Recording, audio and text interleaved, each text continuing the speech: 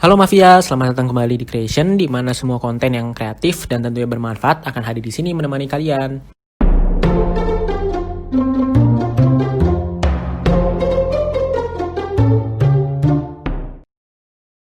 Kalian semua pasti udah tahu, wabah virus corona ini memiliki dampak besar untuk sektor ekonomi di berbagai negara.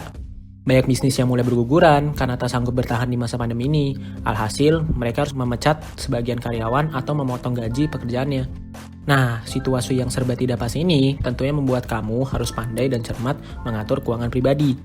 Sebab kalau kalian gak cermat dan kurang bijak, kondisi keuangan kita bisa berantakan karena ada banyak pengeluaran yang tidak bisa diprediksi. Untuk itu, kita harus memperhatikan pengelolaan keuangan kita sehari-hari. Kalau kalian tipe orang yang kesulitan dalam mengatur keuangan pribadi, maka sekarang kalian harus belajar memanage keuangan kalian. Kali ini tim Creation telah merangkum nih, gimana sih tips agar bisa tetap hemat di tengah krisis corona. Langsung aja yuk simak videonya. Yang pertama, mengetahui kondisi finansial.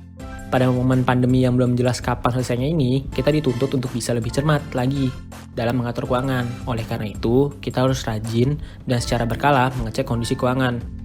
Terutama setelah perubahan di awal Maret lalu yang sempat membuat banyak orang panik membeli hand sanitizer dan bahan-bahan kebutuhan lainnya. Pastikan kondisi keuangan kamu tidak lebih besar pasak daripada tiang, alias lebih banyak pengeluaran daripada pendapatan. Buat catatan khusus yang berisi jumlah pemasukan, berapa banyak uang tabungan dan dana darurat, serta catat juga cicilan apa saja yang harus dibayar. Dengan begitu, kamu bisa mengatur flow keuangan dan mengalokasikan dana yang tidak terpakai untuk hal yang lebih penting.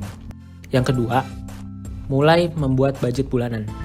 Siap mengatur budget berarti kita juga harus siap mengatur gaya hidup. Sebab kalau tidak disesuaikan, bisa-bisa gaya hidup yang kita jalani selama ini membuat keuangan anjlok. Untuk itu, mulailah dengan membuat daftar pengeluaran rutin, alokasikan pengeluaran kamu menjadi 3 kategori.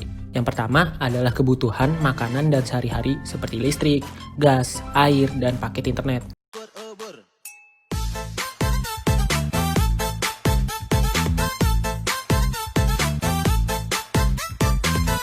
Kemudian, alokasikan pemasukan sebanyak 5-10% untuk dana darurat. Kamu bisa menyimpannya di tabungan terpisah supaya bisa mudah diambil ketika membutuhkannya. Yang kedua, untuk kebutuhan hiburan, kamu bisa saja mengalokasikan 5% dari pemasukan kamu. Karena harus di rumah saja, kamu bisa mengalokasikan dana hiburan ini untuk membeli cemilan guna menemani kamu selama di rumah saja. Namun, untuk menggunakannya, pastikan kebutuhan utama sudah terpenuhi dan tidak terganggu. Usahakan agar semua kebutuhan tersebut tidak melampaui dari 30% total pengeluaran bulanannya. Yang kedua, untuk kebutuhan hiburan, kamu bisa saja mengalokasikan 5% dari pemasukan kamu. Karena harus di rumah saja, kamu bisa mengalokasikan dana hiburan ini untuk membeli cemilan guna menemani kamu selama di rumah saja. Namun, untuk menggunakannya, pastikan kebutuhan utama sudah terpenuhi dan tidak terganggu. Usahakan agar semua kebutuhan tersebut tidak melampaui dari 30% total pengeluaran bulanan. 3. Aktif mencatat jumlah pengeluaran kamu. Dalam hal ini, perlu disiplin dan pengawasan dari diri sendiri untuk rajin mencatat pengeluaran. Supaya lebih mudah, kamu bisa memanfaatkan aplikasi budgeting yang kini sudah banyak beredar untuk mencatat pengeluaran harian. Aplikasi tersebut bisa membantu kamu monitor berapa uang yang telah kamu habiskan dan berapa sisa budget selama sebulan. Jadwalkan waktu khusus dalam 1 kali seminggu untuk bisa mereview semua pengeluaranmu.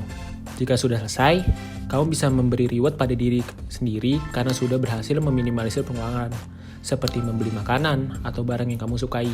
Yang keempat, bijak dalam mengeluarkan uang. Sebagai manusia, tentu godaan diskon dan promo menarik jadi hal yang sulit dihindari. Untuk menghindari kehilafan, kamu bisa mengundur diri dengan menghapus dulu segala macam aplikasi belanja online atau menghilangkan fitur notifikasi supaya tidak tergoda dengan adanya diskon maupun promo. Dahulukan kewajiban dan kebutuhan yang harus dipenuhi. Jika ada dana berlebih, kamu juga bisa turut berbagi untuk sesama dengan menyumbangkan dana bantuan kepada yang lain. Yang kelima, hindari penggunaan kartu kredit. Bagi kamu yang suka menggunakan kartu kredit untuk belanja, maka mulai sekarang cobalah untuk tidak menggunakannya. Menghindari penggunaan kartu kredit juga penting untuk dilakukan loh. Cara mengatur keuangan yang satu ini bertujuan untuk menghindari bengkaknya tagihan yang harus kalian bayar setiap menggunakan kartu kredit.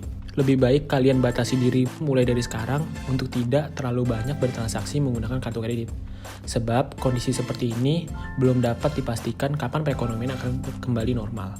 Sehingga sangat disarankan untuk terus berhemat dan menggunakan dana pengeluaran sebaik mungkin. Nah, sekarang kalian pasti sudah mendapatkan insight dari video tentang bagaimana mengatur keuangan selama pandemi corona ini. Selanjutnya, tergantung kalian mau melakukan atau tidak. Semoga video yang aku berikan ini dapat bermanfaat dan membantu kalian. Dan terima kasih buat teman-teman yang udah menonton video ini sampai akhir. Stay safe di tempat masing-masing.